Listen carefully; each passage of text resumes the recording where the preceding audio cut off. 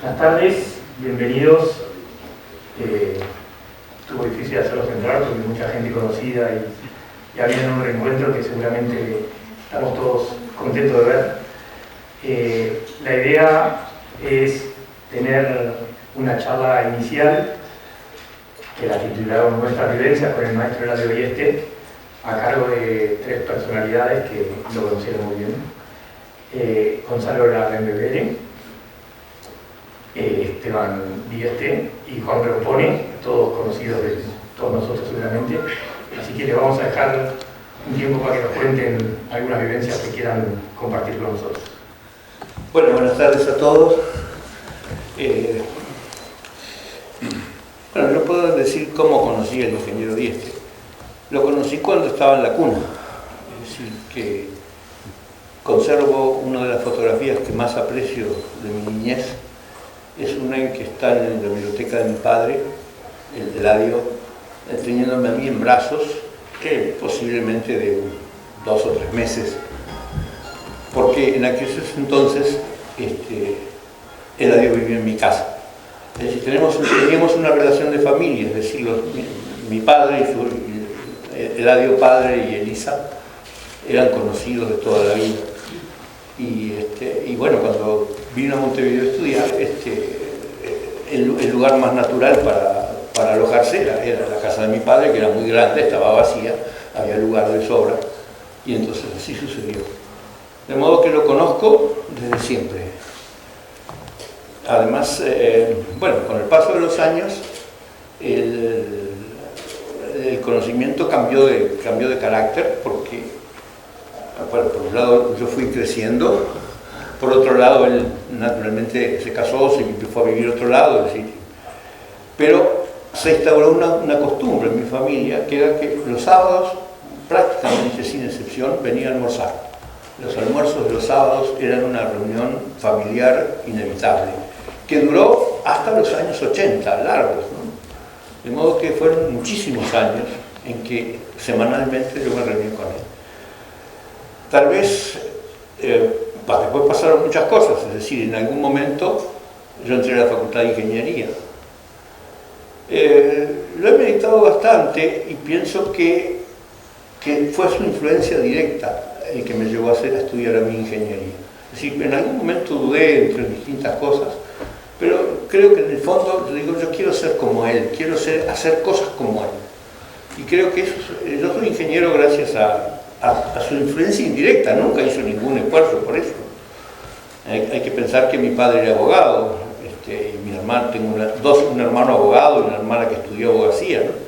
De modo que yo no tenía ningún incentivo especial, excepto que mi padre insistía en que la ciencia era una cosa muy importante, ¿no? Y entonces creo que eso y la influencia de Dieste me llevó a la Facultad de Ingeniería.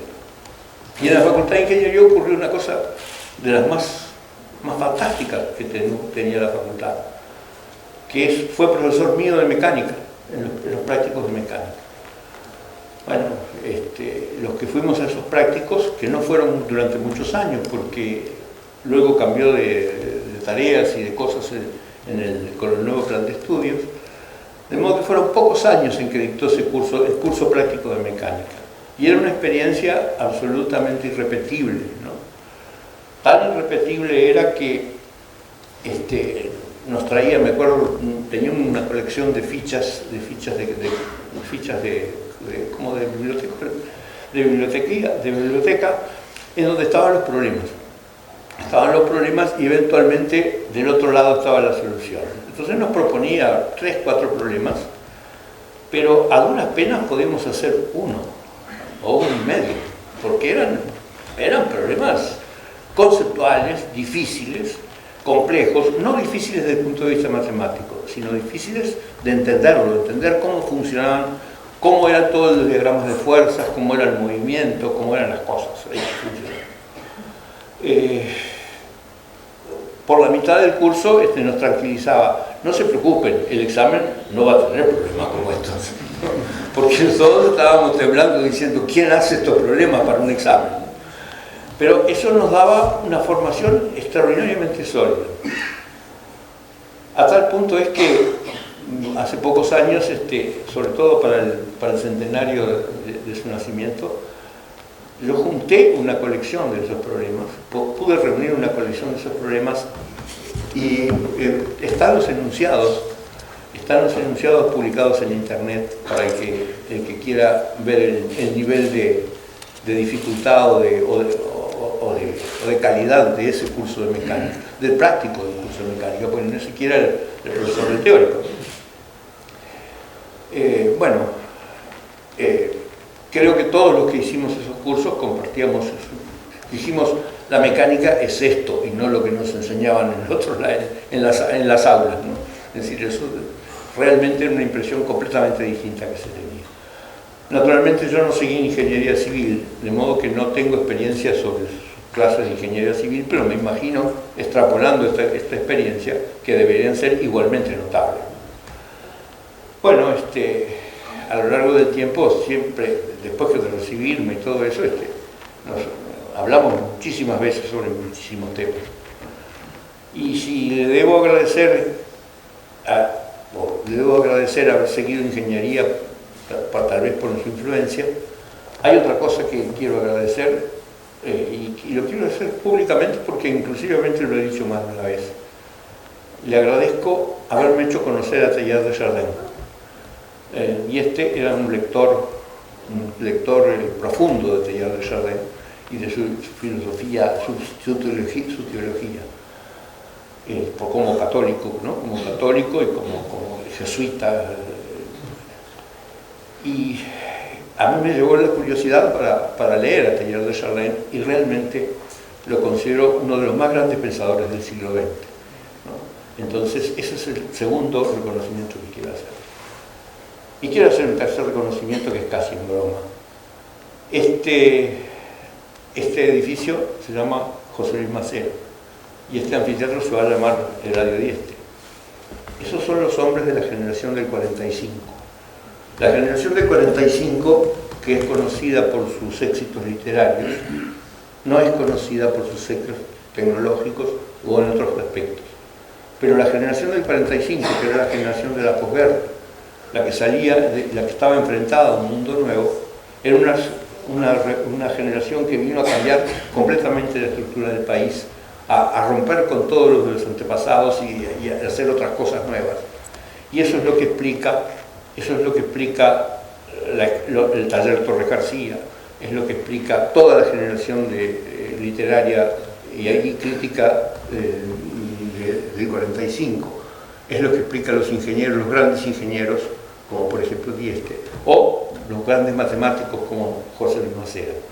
De modo que también quiero decir eso, no es una flor azteca que creció de la nada, sino que es un representante, un digno y extraordinario representante de una generación extraordinaria luego de la posguerra. Bueno, creo que después podemos continuar con algunas otras preguntas. Bueno, bienvenidos. Yo me había hecho acá algunas anotaciones que decía de mi padre, siempre me resulta de cierto modo abrumador.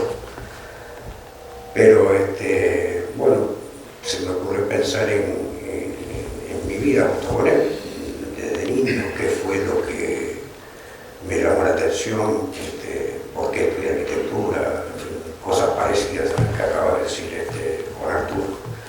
Y se me ocurrió empezar por la temprana niñez, cuando él, como católico, afectó a la tradición de los Reyes y no de la Navidad.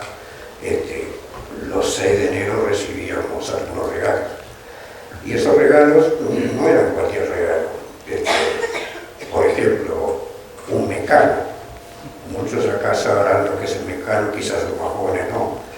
Era un juego de piezas lineales y piezas placas planas de metal, agujereadas totalmente, y una cantidad de tornillos y tuercas para ejercitar la imaginación y jugar con eso. Ese juego venía con un motor a cuerda grande, ¿no?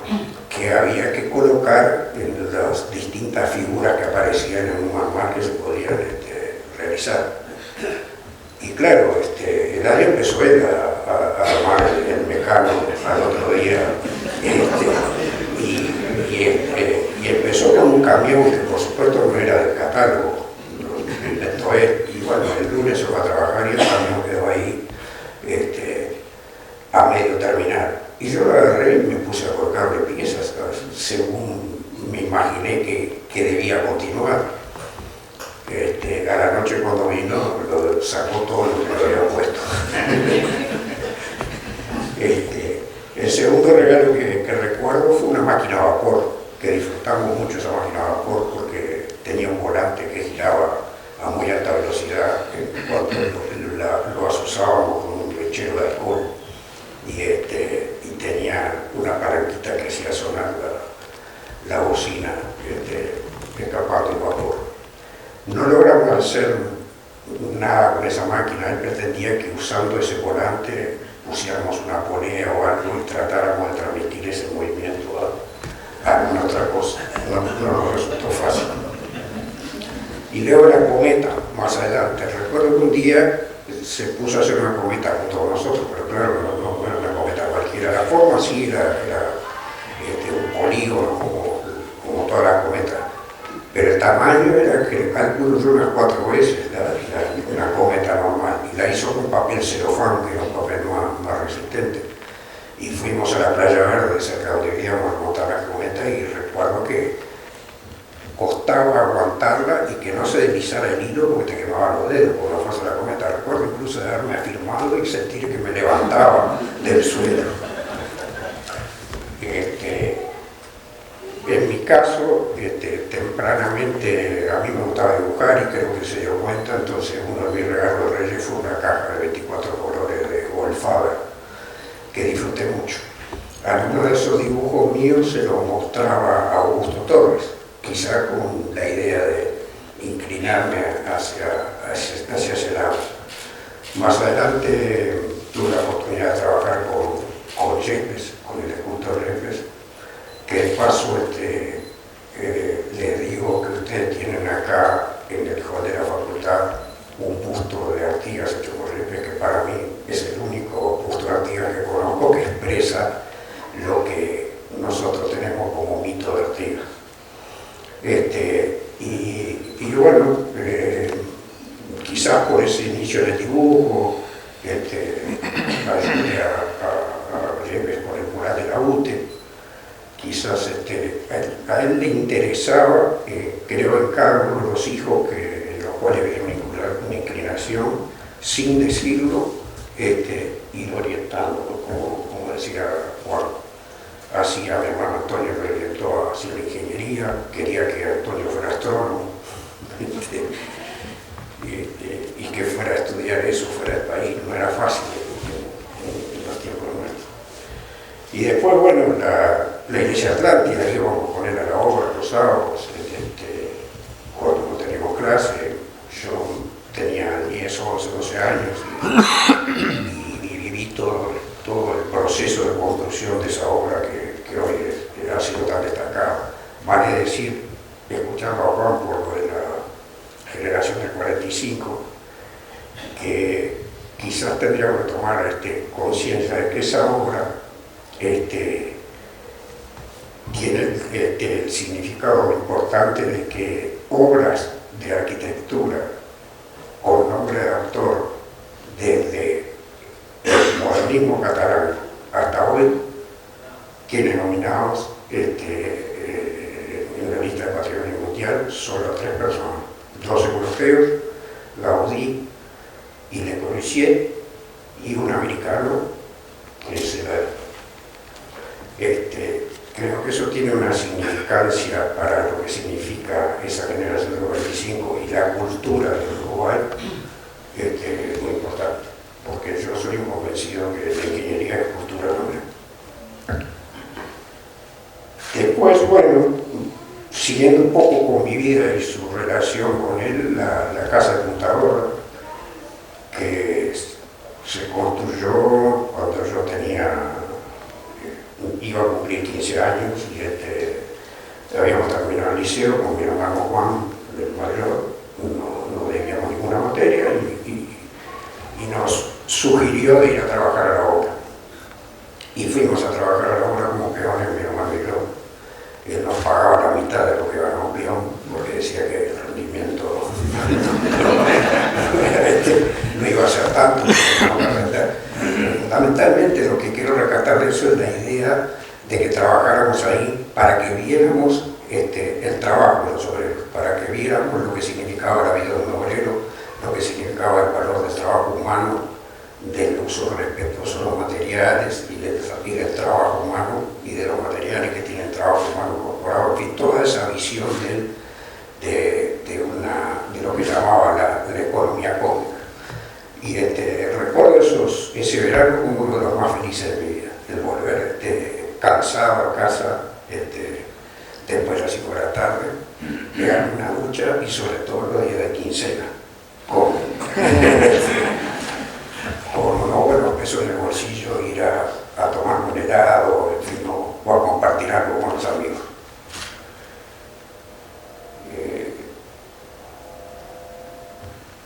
Hablando de la casa, papá a veces tenía frases que eran muy fuertes y muy radicales para expresar lo que quería decir. Y entre otras cosas la importancia del arte, la importancia de la belleza, la importancia de las proporciones que tienen que ver con la naturaleza, con nuestro propio cuerpo, con el universo, ¿no?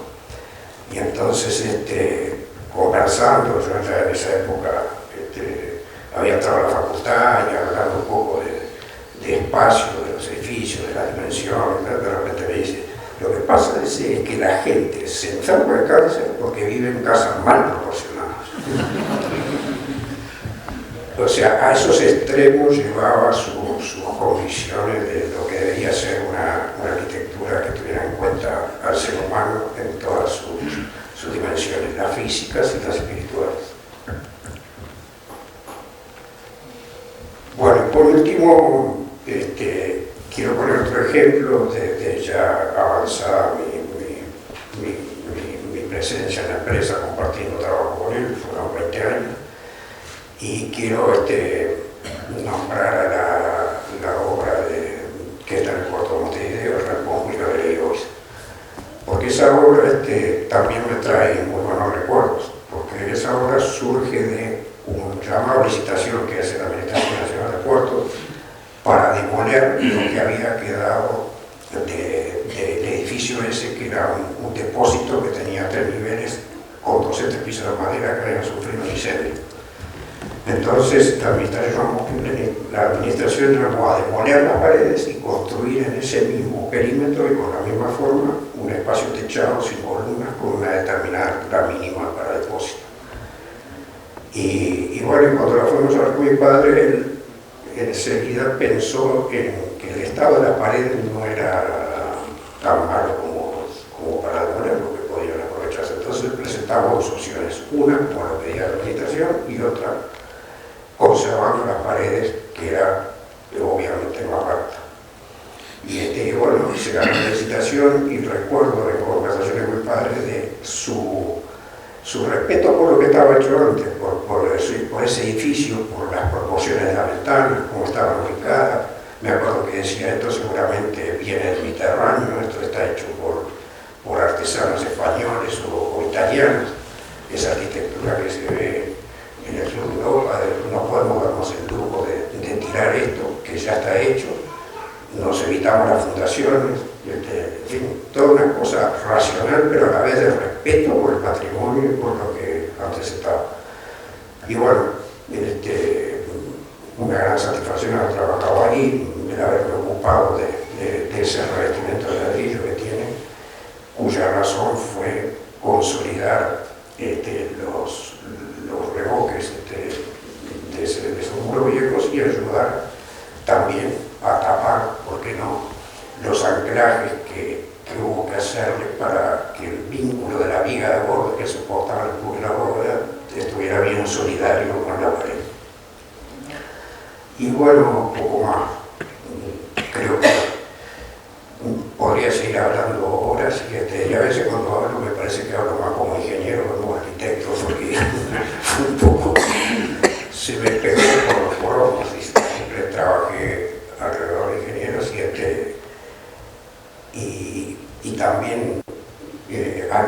padre le da mucha importancia, ¿no? El proyectar, el pensar cómo se deforma, el concebir antes de meterle los números, ¿no? Y esas cosas requieren una formación que creo que le envidia a los ingenieros de esa base tan fuerte de la física básica y de matemática que no tenemos tantos los arquitectos, que eso da facilidades y herramientas como para la creación que creo que son las que él tuvo. Bueno, te paso de cuenta. Bueno, sí. Yo conocía, yo el primer vínculo estrecho que tuve con Dieste fue cuando empecé a trabajar con él el 16 de noviembre de 1976. Yo digo que ya recordar la fecha que uno comienza algo, dice algo, ¿no? De eso.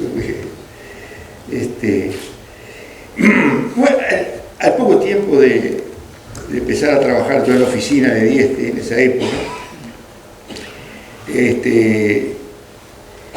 me designó para ir a una obra que había aquí en la ruta 5, en el kilómetro 36,5, que era, en aquella época se llamaba con el nombre del propietario, que era Domingo Mazargo.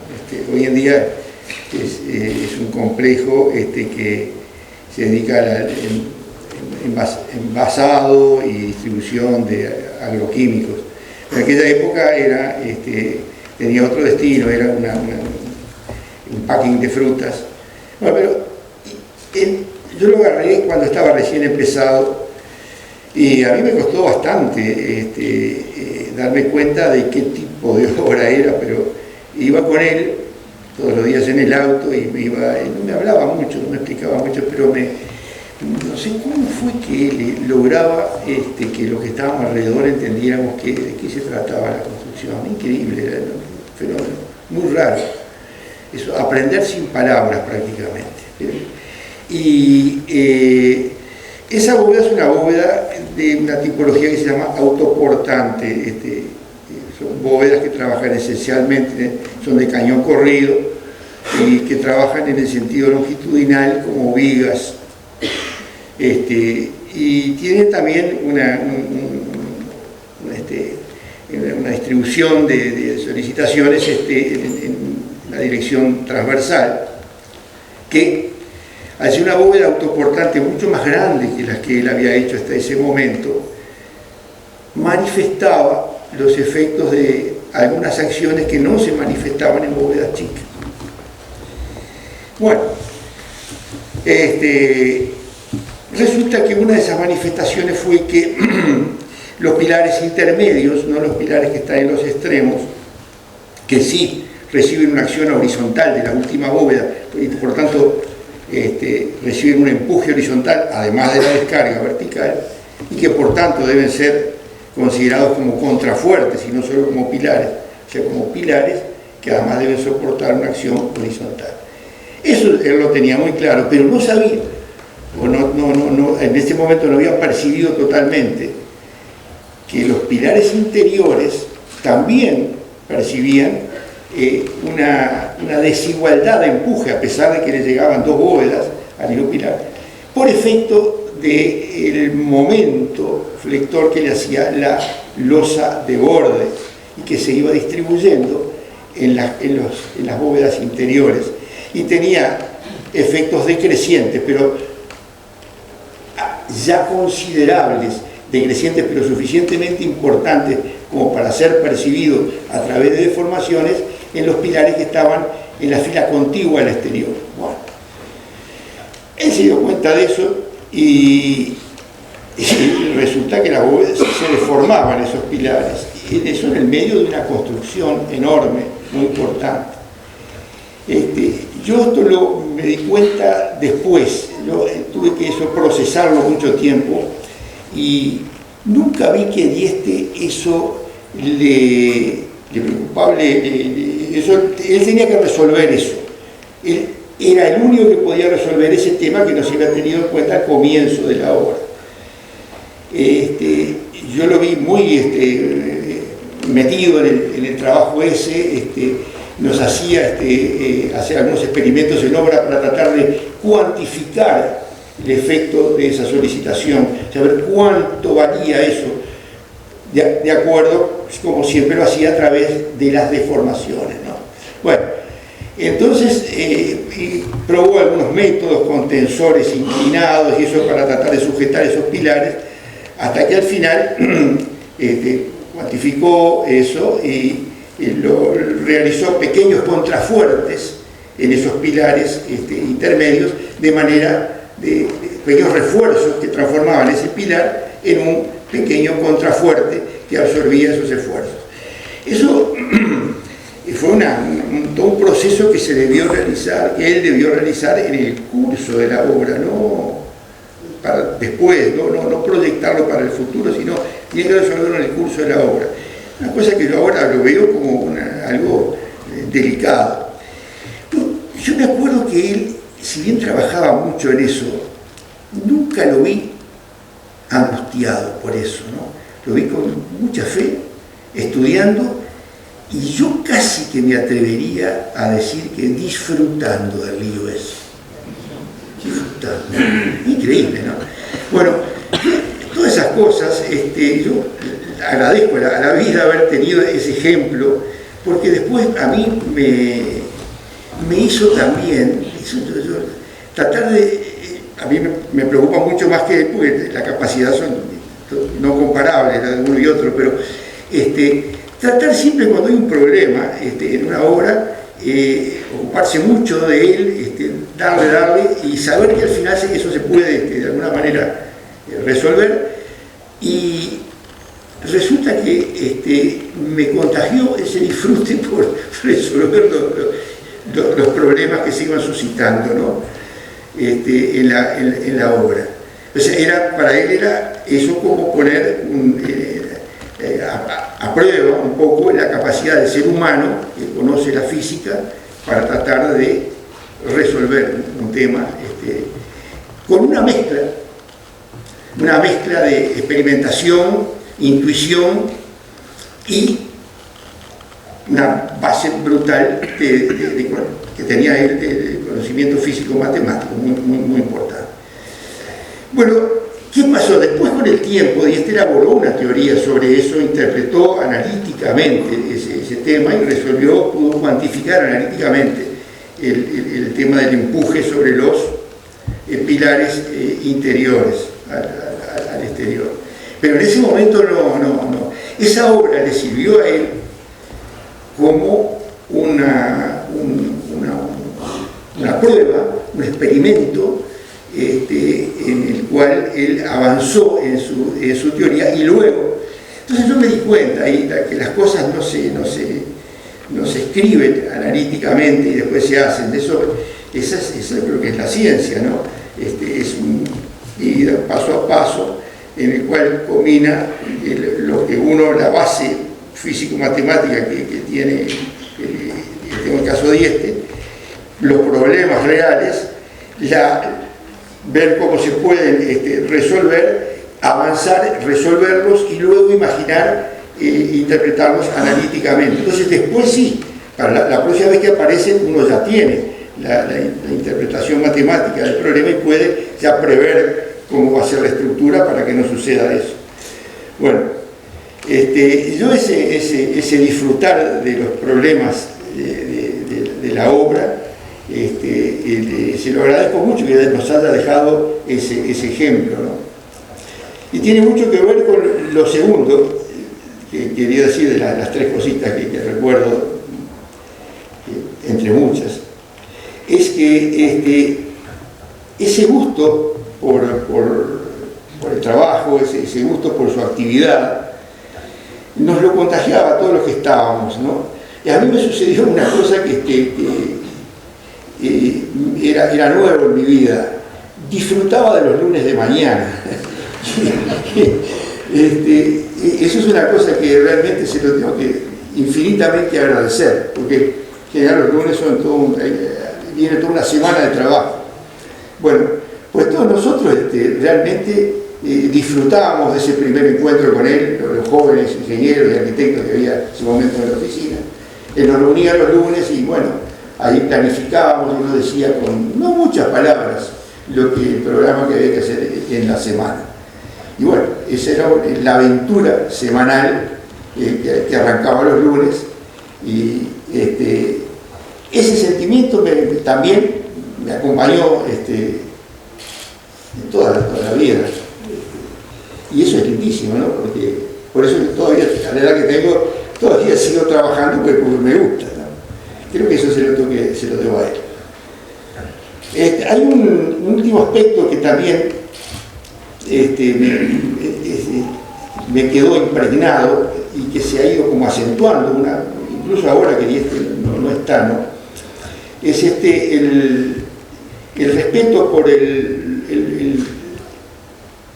consumo, ¿no? Por el consumir solamente lo necesario. O sea, como él lo llama un nombre que es difícil de explicar, la economía cósmica, ¿no? Que yo lo interpreto simplemente como hacer las cosas con los recursos necesarios y nada más para que quede bien, poner los recursos que necesitan y no derrochar. El no derrochar es algo que me tranquiliza a mí. Actuar sin derrochar me da como una satisfacción general. Aún pudiendo derrochar, conviene no derrochar. No hace bien derrochar, eso es el tema. Uno se desacopla con la naturaleza no derrocha, utiliza, y uno tiene que más o menos tratar de parecerse a ese orden que le llamaba con ese nombre poético tan lindo. Es una fuente, digamos, de tranquilidad, de satisfacción, de caminar como tranquilo sabiendo que uno no derrocha las cosas, utiliza todo lo que puede estrictamente, aún pudiendo en algunos casos, el mundo de hoy nos pone en situaciones de poder derrochar, no derrochar. Y eso yo lo he sentido como una de las cosas más valiosas que él me transmitió. Esas tres cositas quería decirle de mi vínculo con entonces.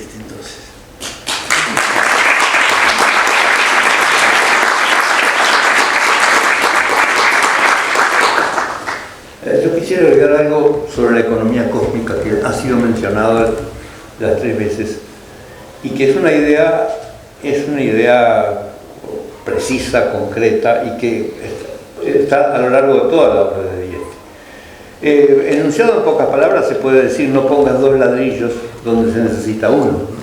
Es decir, que eso es lo que hacía en las bóvedas, es decir, donde había un ladrillo donde cualquier otro hubiera puesto 4 o 5. Pero creo que la naturaleza exige ese principio, y los físicos lo llaman el principio de mínima acción, por ejemplo. El principio de mínima acción diciendo, por ejemplo, la luz recorre el camino más corto en lo medio. Y hay una cantidad de otras cosas. Se aplica también en el lenguaje, por ejemplo. Es decir, diciendo que las palabras que más se usan son las más cortas, ¿no? En fin, el principio de mínima acción está en la naturaleza y él lo quería introducir en la tecnología. Y quisiera, como por último, mencionar a la iglesia de Atlántida, la cual ha sido un éxito fantástico para el país, la declaración de patrimonio.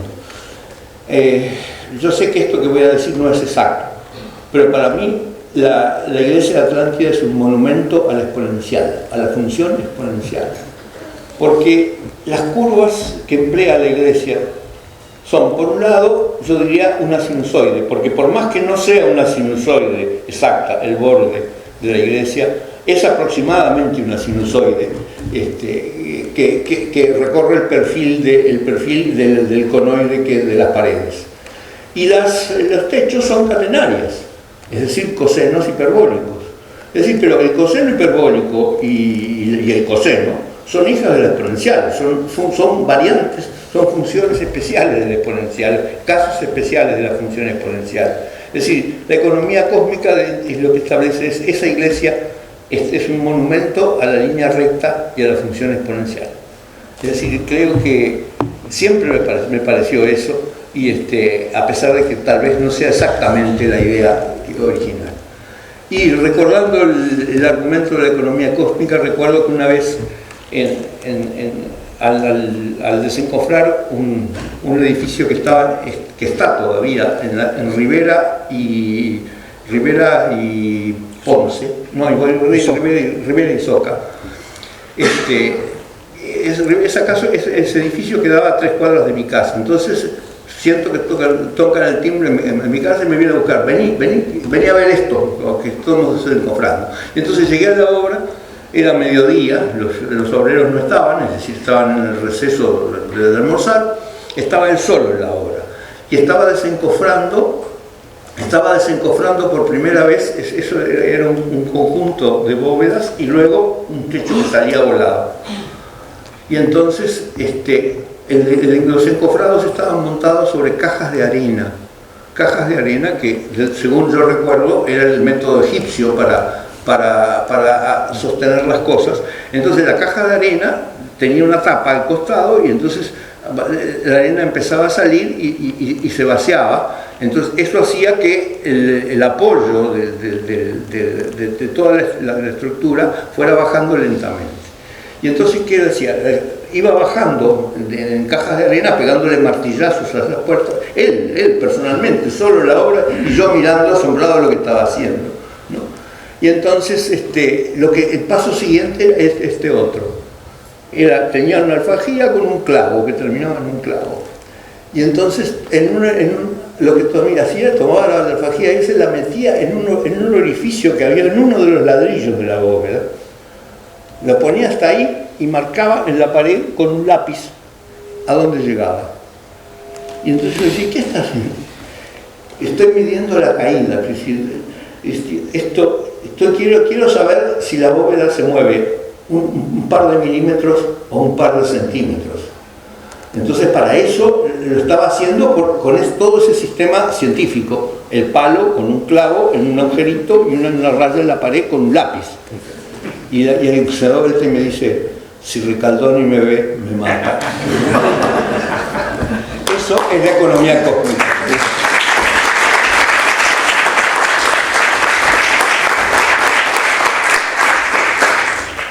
Para hablar de la obsesión por las proporciones, él era de Artigas, a veces con cierta frecuencia iba.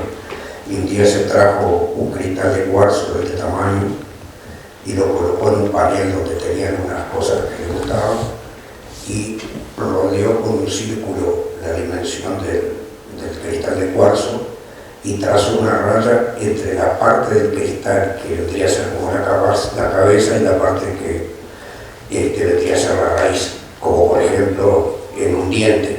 La proporción entre lo que sobresale el diente y la raíz es determinada proporción, y es la proporción áurea.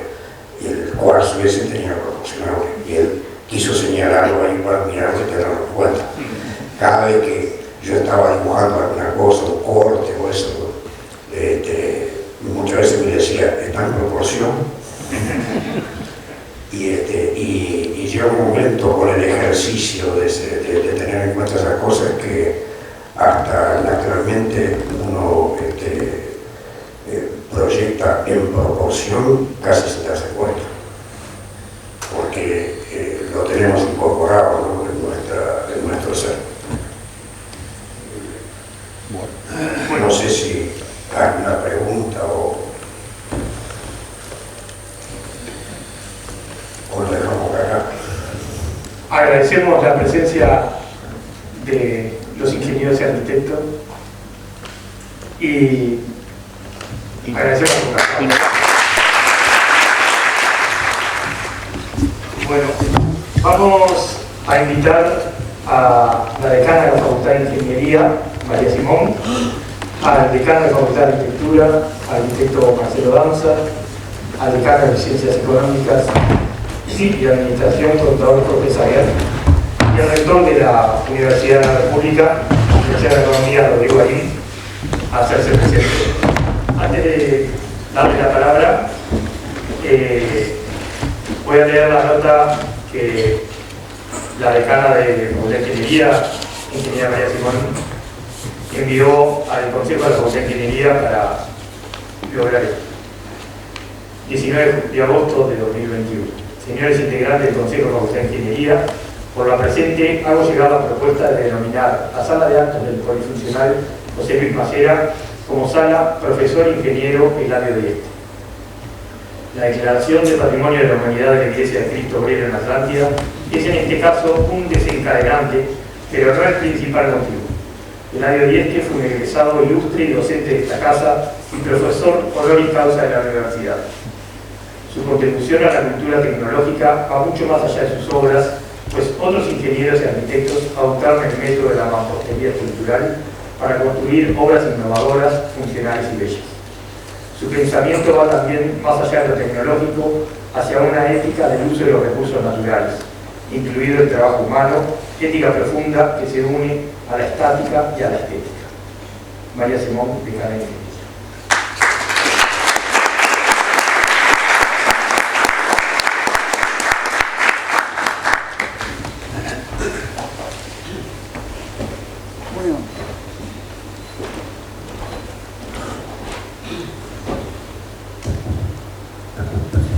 No quedamos en ningún orden, pero yo voy a hablar como por ser dueña de casa y para darle bienvenida, porque en realidad el que habla último es el de mayor rango, no al revés. Entonces, como persona de pleno rango, quiero empezar agradeciéndole mucho a la familia el habernos permitido darle el nombre de Dieste a esta sala. Hay honores que yo creo que honran más al que los da que al que los recibe. Para nosotros es un honor que esta sala tome el nombre de un profesor directo y un ciudadano directo de este país. Si empezamos a hablar de eso cuando la Declaración de Patrimonio de la Iglesia de Atlántida, pero creemos que la idea va mucho más allá. Yo creo que no voy a cejar hasta que se reconozca como patrimonio cultural tecnológico el método constructivo, que va más allá de las obras materiales, porque sería también un reconocimiento de la cultura tecnológica, que por supuesto existe. Es una forma más de la cultura y determina en muchos aspectos nuestra vida.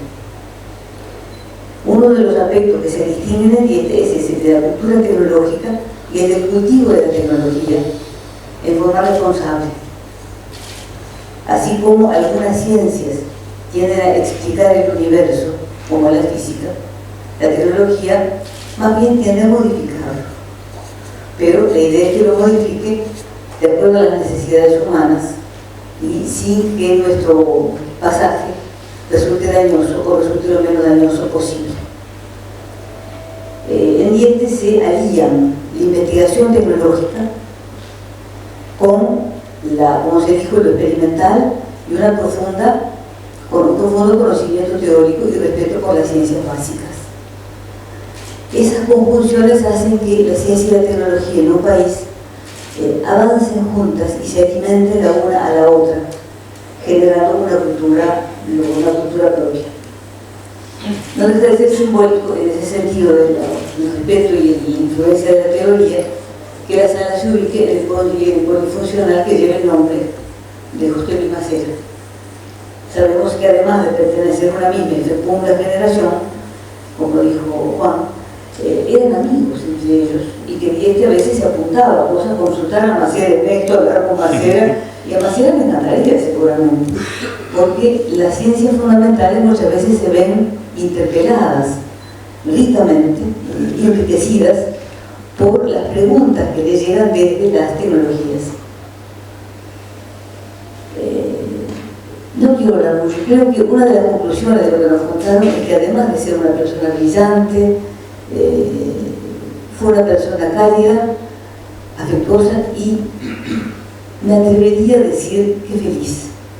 Y en eso pienso que su familia debe estar muy contenta, porque un pariente que es feliz transmite e irradia felicidad y respeto a su alrededor. Creemos que estuvimos hablando hoy de mañana con Esteban Dieste, con Gonzalo Larrán Beberia, el decano de la Facultad de Arquitectura, y vamos a hablar con otros colegas de no solo reconocer la obra como patrimonio, no solo reconocerla por su belleza, sino proyectar el método hacia el futuro. Porque la técnica, han cambiado muchas circunstancias, pero la técnica sigue siendo válida y de hecho algunos ingenieros discípulos de Dieste han trabajado con otros arquitectos haciendo obras a partir de la técnica de la cerámica armada, haciendo otras obras con otra estética y con logros realmente muy importantes y muy interesantes. Por eso es que vemos no solo hacia el pasado sino hacia el futuro, incorporarla en nuestra cultura tecnológica, fortalecerla, seguir investigando sobre ella. Nada más, gracias otra vez por participar de este acto, en que vamos a tener un recuerdo constante.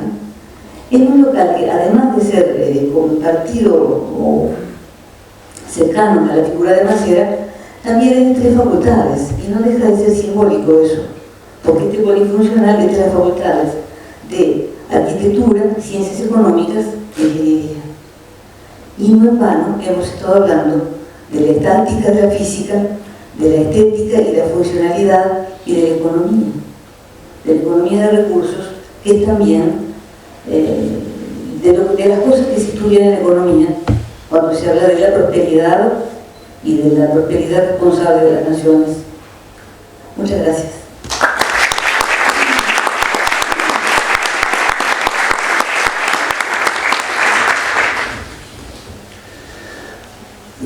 Bueno, buenas tardes. La verdad que es una alegría enorme estar aquí hoy compartiendo este momento, y debemos empezar en nombre de la arquitectura, no solo del país, de la región, sino, como bien dijo Esteban hoy, la arquitectura, simplemente agradeciéndole a la Facultad de Ingeniería haber formado a uno de los más grandes creadores que tuvo, sin lugar a dudas, la arquitectura en el siglo XX. Agradecer también a la decana Simón por la iniciativa de ponerle a esta sala de actos el Radio Dieste. Yo creo que fue inmediatamente después o los días posteriores a la declaratoria de la Iglesia de Atlántida como Patrimonio de la Humanidad que nos planteó María la idea, y que también se la planteó a Jorge Xavier, y enseguida, sin lugar a dudas, estuvimos de acuerdo. Pero para estas cosas siempre se precisa una iniciativa, se precisa una propuesta, y creo que entonces doblemente a la Facultad de Ingeniería y a su decana creo que es indispensable hacer un sincero agradecimiento de esta iniciativa que, sin lugar a dudas, viene a hacer un pequeño homenaje a quien merece, sin dudas, mucho por parte de la universidad, de las diferentes facultades de la universidad, e insisto, de la arquitectura en su conjunto. Siendo muy breve, quiero retomar lo que planteaba la decana Simón respecto al legado, al futuro, hacia dónde caminar, hacia dónde ir, qué nos dice Dieste del mañana, qué nos estaría diciendo probablemente si pudiera estar acá. Hoy de mañana, en esta reunión que teníamos, hablábamos de la cerámica armada, si se había tomado o no el ejemplo constructivo, el ejemplo arquitectónico, la línea de trabajo, lo que son las escuelas. Si había una escuela de la cerámica armada en Uruguay, si debiera haberlo o no. Reflexionábamos sobre situaciones que están pasando en otros lugares de Latinoamérica, por ejemplo en Paraguay. Probablemente un cercano seguidor de la figura del genio creativo del Radio Este sea el arquitecto Solano Benítez en Paraguay, que con una bóveda de cerámica armada en 2016 ganó el León de Plata en la Bienal de Arquitectura de Venecia. ¿Cuáles son las condiciones de repente en Paraguay contemporáneo? ¿Cuáles son las condiciones del Uruguay de la década del 50, 60? Los materiales, la tecnología, qué cosas inspiraron y motivaron. Yo creo que en la obra arquitectónica siempre este es un elemento central. ¿Cuál es el contexto en el cual surge? Y la dificultad a veces de lograr ir a la esencia del contexto y la formulación de las propuestas más que a la imitación de la forma. Este es un dilema eterno de la arquitectura. La forma, la fascinación por la forma, la calidad de la forma, la belleza, el amor por la forma, y el método que lleva a que aparezca una cierta respuesta, una cierta forma.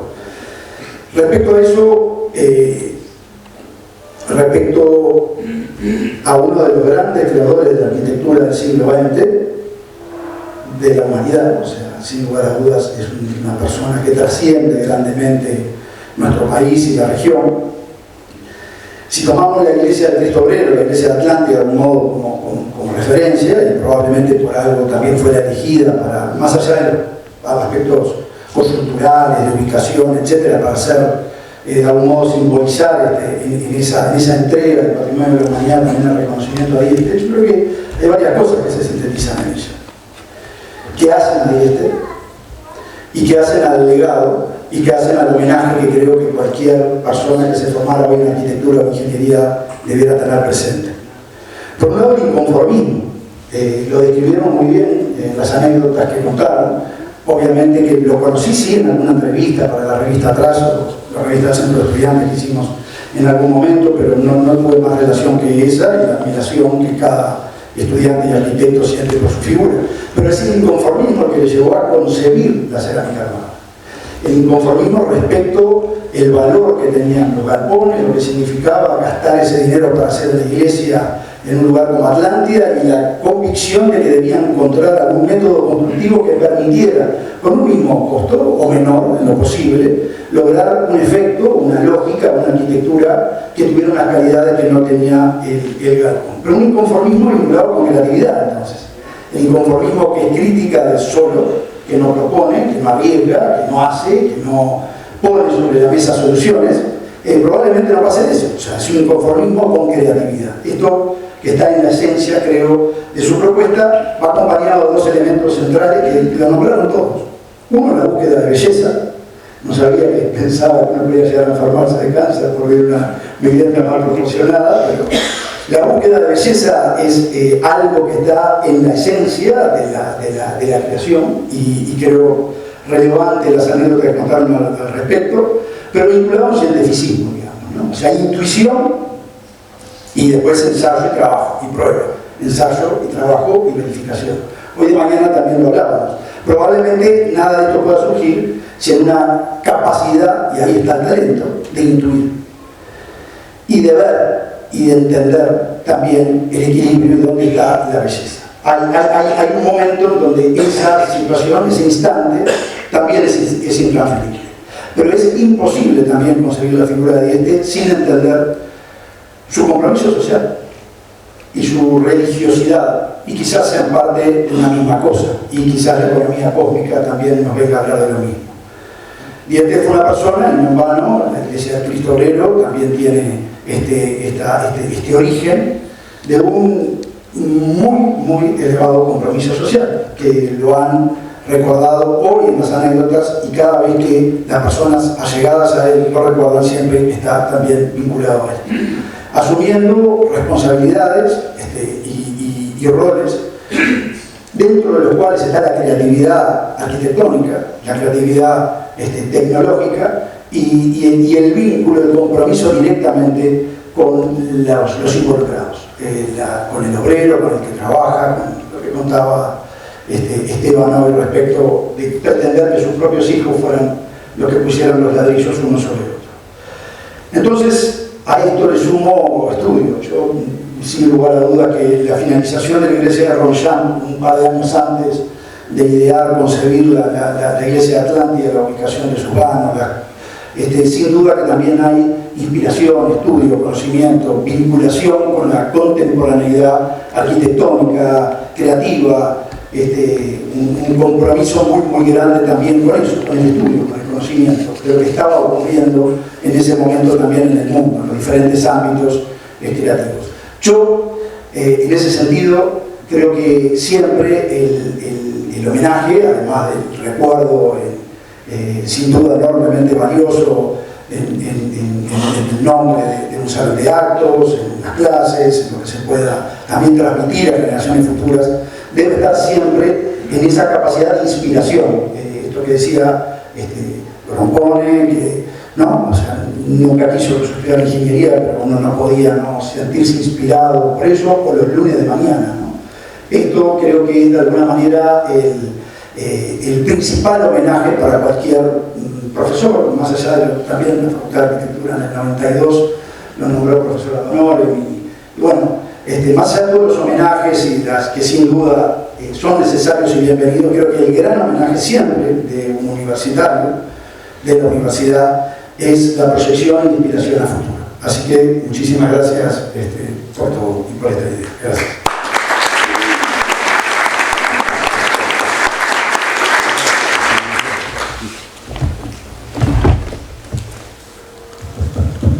Ahí está. Buenas tardes, muchísimas gracias por la invitación. Dado que me asignaron 5 minutos y es claro que no provengo de las mismas disciplinas a las cuales pertenecía el ingeniero Eladio Dieste, me tomé la libertad de escribir y por lo tanto voy a leer. Para quienes habitamos este rincón del continente es motivo de orgullo saber que uno de los nuestros es reconocido mundialmente. Permítanme decirles que para los que venimos del interior profundo, aunque me consta que al ingeniero Grompone no le gusta que nos digamos del interior, para quienes tuvimos la dicha de asistir a la misma escuela pública a la cual asistió el ingeniero Dieste, ese orgullo es un poquito más que el que puede sentir el resto del mundo. En ese sentido recuerdo con cariño cuando la decana de Ingeniería, María Simón, en una previa al Consejo Directivo Central me transmitió esta iniciativa y me dijo: vos que venís de Artigas, al igual que el ingeniero Dieste, con seguridad te vas a sumar. Y le dije: sí, ya. Y después veremos las formas de hacerlo. De su impresionante obra escuchamos a personas con sobradas credenciales para acercarnos a la verdadera dimensión de su genialidad, así que voy a intentar destacar algunos otros aspectos de su vida que son, como han señalado, fuente de inspiración. En ese sentido, y rastreando un poco de información, encontré al arquitecto argentino Juan Pablo Bonta, que escribió un libro publicado por el Instituto de Arte Americano e Investigaciones Estéticas titulado sencillamente Eladio Dieste. Lo inicia citando un párrafo de una carta personal de Dieste del año 1961, que dice así: para desarrollarnos tenemos que hablar bien, primero clara, precisa, sencillamente. Luego vendrá de suyo la poesía, muestra del contenido insondable de la palabra. Alguien acostumbrado a las expresiones complejas, a las bóvedas, a la catenaria o a los esfuerzos de tensión, nos dejaba un mensaje contundente, imprescindible para cualquier desarrollo. Hablar bien, hablar claro, hablar sencillo. Hablar para que todos puedan entendernos. Cuánta enseñanza para quienes compartimos un salón de clase. Como decía el Dalai Lama, compartir el conocimiento es una manera de conseguir la inmortalidad. Eladio Dieste era capaz de lograr las formas más increíbles con sus superficies de cerámica armada. Estaba convencido que más allá de cumplir una función acorde a su destino, sus obras deberían ser también una forma de expresión, una comunicación amena con el entorno, entendible por todos. Al respecto dijo: la forma es un lenguaje, y ese lenguaje debe sernos inteligible. Estamos ansiosos de inteligibilidad y por lo tanto de expresión. Parte del desasosiego moderno se debe a la ausencia de expresividad legítima, a que nos rodean cosas que ostentan un hermetismo que es la negación de lo que supondría la fraternidad que damos por supuesta y que naturalmente debería leerse en la obra del hombre en el espacio. Sus obras se transforman así en poesía en el paisaje, en un alimento para el alma. Pero no solo fue un revolucionario en la construcción. Su concepción de la sociedad estuvo siempre integrada a sus creaciones. Su preocupación constante por el uso racional de los esfuerzos y los materiales nos acerca a la economía y a la administración. Señaló: una arquitectura sana no puede producirse sin un uso racional y económico de los materiales de construcción. Es preciso un empleo racional del esfuerzo humano y evitar el despilfarro de material, detrás del que, en definitiva, hay también esfuerzo humano. Lo contrario es simplemente una falta de adecuación de lo que se proyecta a la realidad total de un país, una falta de modestia y de seriedad frente a sus problemas. En otra oportunidad reflexiona: con lo que suele entenderse por sencillez y economía, no vacilo en asegurar que no basta. Lo que se llama sencillez es más bien simplificación indebida, y la economía se refiere al dinero y sus manejos, es economía en un sentido financiero. Lo que hagamos debe tener algo que podríamos llamar economía cósmica, estar de acuerdo con el orden profundo del mundo y solo entonces podrá tener esa autoridad que tanto nos sorprende frente a las grandes obras del pasado. Señaló, refiriendo a esas grandes obras del pasado: esas obras nos conmueven y atraen no solo por sus dimensiones, su audacia o su finura constructiva, sino porque resultan misteriosamente expresivas y parecen abrirnos una suerte de camino interminable de comprensión y comunicación con el mundo. Para que esto suceda no debe haber nada gratuito o descuidado. Al contrario, nuestro espíritu debe percibir en ellas una adecuación sutil de lo construido a las leyes que rigen la materia en equilibrio, lo que supone una actitud de respeto y reverencia frente al prójimo y frente a lo real. Nada de descuido y despilfarro. Solo así se llega a conseguir lo que llamábamos economía en un sentido cósmico, que supone acuerdo con ese inasible misterio que es el universo. Dieste fue un revolucionario más allá de sus obras. Enseñó cómo salvar grandes distancias con bóvedas autoportantes, pero también dedicó su esfuerzo al salvar las distancias entre las clases sociales. Su compromiso social, derivado de sus convicciones humanistas, expresa una preocupación constante por las condiciones de trabajo. No sabía que llegaba al extremo de hacerlo vivir a sus hijos también estas situaciones. Así como cuestiona la acumulación de capital, la explotación o la injusticia. Sus reflexiones sobre estas cuestiones sociales nos acercan a su pensamiento. Refiriéndose al rol de las grandes corporaciones, emitió un juicio contundente. Dijo esto: conozco, por haber trabajado en ellas, lo que hay detrás de muchas de esas organizaciones. Sé de su escandalosa ineficacia y torpeza, de su bajísimo nivel técnico, del impensable dispendio de trabajo humano, del trabajo triste, rutinario y aburrido que supone lo que hacen. No me engañan. Su fuerza está en la acumulación de capital que la sostiene, no en su eficacia actual. El ingenio sudamericano, que todos hemos sido, cree que detrás de ese poder hay siempre real eficacia. No, lo que hay es historia. Seguramente hubo eficacia, como hubo robo, crimen, explotación desvergonzada y otras cosas igualmente inicuas y siniestras. En otro pasaje nos proporciona la mejor manera de entender el desarrollo. No es necesario mirar el mundo de la miseria, a la India, a África, a casi toda América Latina, para ver la iniquidad que supone tirar de una manera tan estúpida el esfuerzo del hombre.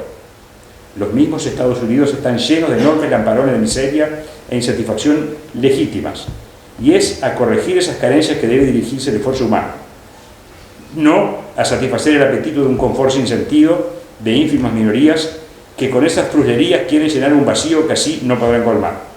Eso no es entonces desarrollo. Aunque aumente el producto per cápita, no es desarrollo, porque de ninguna manera puede vincularse a la felicidad humana, a la plenitud del hombre. Dieste se preocupó por generar un camino propio para el conocimiento latinoamericano, rehusándose a seguir corrientes foráneas. Decía: no podemos seguir dando por sentado que el arte, la ciencia y la técnica nos han de venir de fuera. No veo modelos por imitar, veo algo mucho más incitante, un camino, y sé que tengo brújula. Al final quiero quedarme con una nota que escribió una guía preparada para una clase en la Facultad de Arquitectura de Buenos Aires, refiriéndose a la solución de problemas de cálculo complejo de sus estructuras, algo que creo vale para la vida misma. Decía en esa nota: requiere mucha reflexión y paciencia saber liberar la mente de esquemas previos, poder ir afinando la investigación con ánimo siempre vigilante, rodeando el problema con formas de ataque cada vez más cercanas a la realidad y al final audacia y coraje para arriesgarse. Este reconocimiento de nuestra Universidad de la República llega un 12 de septiembre, precisamente cuando se cumplen 170 años de la fundación de la ciudad de Artigas. Hoy se cumplen 170 años y fuimos citados a las 17 horas. Así que si alguien tiene alguna noción de qué número jugar, ya sabe. En ese momento, San Eugenio del Guarén, hoy ciudad de Artigas, y quiero cerrar con un toque muy personal, es una licencia que me quiero dar, porque en el año 1971 el ingeniero Eladio Dieste fue candidato a intendente de la ciudad de Artigas, y mi padre era uno de sus suplentes. Así que quiero agradecer profundamente el honor de haber podido formar parte de este homenaje que le estamos rindiendo hoy al ingeniero Eladio Dieste. Gracias.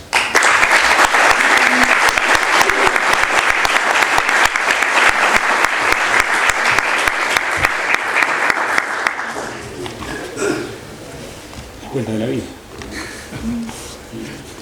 Esto para que bueno, ahí. Para arriba. Ahí. Bueno, buenas tardes. No sé si agradecerle a María la gentileza de dejarme hablar último o ubicarme en la incomodidad de hablar después de todos los que hicieron uso de la palabra en el día de hoy. Pero quiero empezar agradeciendo a la iniciativa de la Facultad de Ingeniería de la decana y las otras dos facultades por denominar ni más ni menos que este salón de actos con el nombre de Eladio Dieste. Y por supuesto a la familia por permitirnos estar acá haciendo este reconocimiento, porque es la universidad a la que dignifica la posibilidad de cargar con este nombre a esta innovación arquitectónica e institucional que implica tener un salón conjunto donde convergen tres facultades en la enseñanza, en la investigación y en la generación de conocimiento en general. Me voy a tomar la libertad de, siendo breve, señalar lo que para mí es bien importante en lo que es la herencia de Dieste para el Uruguay. Sigue sonando esto. Creo que Dieste nos señala tres falsas contradicciones de las cuales los uruguayos y la Universidad de la República debemos ser particularmente conscientes. La primera falsa contradicción es entre utilitarismo y belleza. Dieste fue, no sé si arquitecto o ingeniero, de muchas obras que tuvieron que ver con la producción nacional, con la construcción y producción, inclusive en medios agrícolas, de infraestructura que soportó esos procesos productivos. Y lo hizo manteniendo el primer objetivo, que es darle utilidad a un proceso productivo, pero sosteniéndolo también en una construcción estética perdurable. Por lo tanto, no hay contradicción entre la búsqueda de la utilidad en un sentido más mediato y productivo y la construcción y elaboración con una perspectiva de belleza y estética de esas propias infraestructuras. Segunda falsa contradicción, que es que la estética presupone costos exorbitantes, ajenos a las posibilidades objetivas de un momento o las restricciones presupuestales que enfrentamos. Hizo obra, como bien lo señalaron varios de los que hablaron previamente, con enorme valor estético y con costos menores inclusive a lo que otras alternativas podrían implicar en ese momento. Innovó desde la estética, pero construyendo caminos que iban también a sostener las restricciones presupuestarias que podían enfrentar. Esto vale también para la universidad cuando tomamos algunas decisiones de cómo construir, dónde construir y desde dónde construir. Y en tercer lugar, por supuesto que necesitamos recursos para hacer ciencia y tecnología de calidad. Vaya si lo estamos discutiendo en este momento en el ámbito nacional. Pero también hay una capacidad de innovar desde la austeridad y desde la restricción que tenemos que valorar, que por supuesto tiene detrás la brillantez de una persona muchas veces, pero tiene que ser también el objeto a seguir desde nuestras prácticas cotidianas. Es posible innovar, generar ciencia, ser profesionales en lo que estamos haciendo, aún en contextos restrictivos. Y por último, estas tres falsas contradicciones que creo que la obra de Dieste nos revela, se conjugan con reconocimientos. No es el primer reconocimiento que recibió la Universidad de la República, lo hizo la Facultad de Arquitectura, lo hizo la Universidad de la República de honoris causa, lo estamos haciendo hoy. Pero quizás el de hoy tiene un componente distinto a los reconocimientos previos, que es la perdurabilidad. El día de hoy va a estar presente en esta innovación institucional y arquitectónica de la Universidad de la República, de aquí en más, conjugándose también con el nombre de otras figuras señeras como es sin duda la ingeniería Mesera. Por lo tanto, termino agradeciendo y reconociendo la importancia de estos actos y la importancia de estos reconocimientos en una perspectiva que implica mirar hacia el pasado para reconocernos hacia el futuro. Si algo dejó Dieste es mucho más que estas innovaciones. Acrecentó el acervo cultural de la sociedad uruguaya en general. Y ese es desde el lugar que también quiero reconocer a su obra y su presencia en la Universidad República, como docente que fue y como docente que sigue siendo, pensando en las generaciones futuras. Muchas gracias. Muchísimas gracias a los 4 autoridades. Nos vamos. Nos vamos a ir en un minuto. Está todo protocolizado.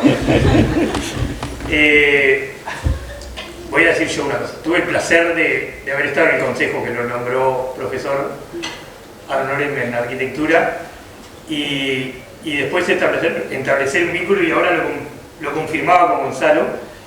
Él me decía en un momento: yo hago las catenarias, pero para que el cálculo sea más fácil, lo asimilo a una parábola que se le parezca. Y me pareció un riesgo que yo me asustaba hacer lo que él hacía, y todavía pensando así me asustaba mucho más. Tenía una calidad para transmitir su conocimiento que era formidable. Lo vamos a invitar ahora, pero vamos a pasar afuera a ver la placa con el nombre del ingeniero Eladio Dieste y un brindis para terminar esto.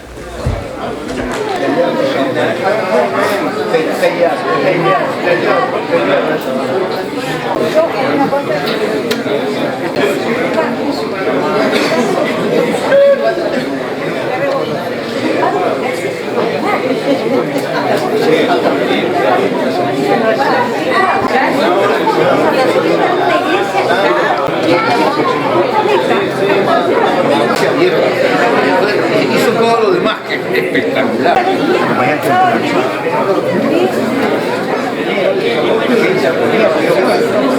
Madre.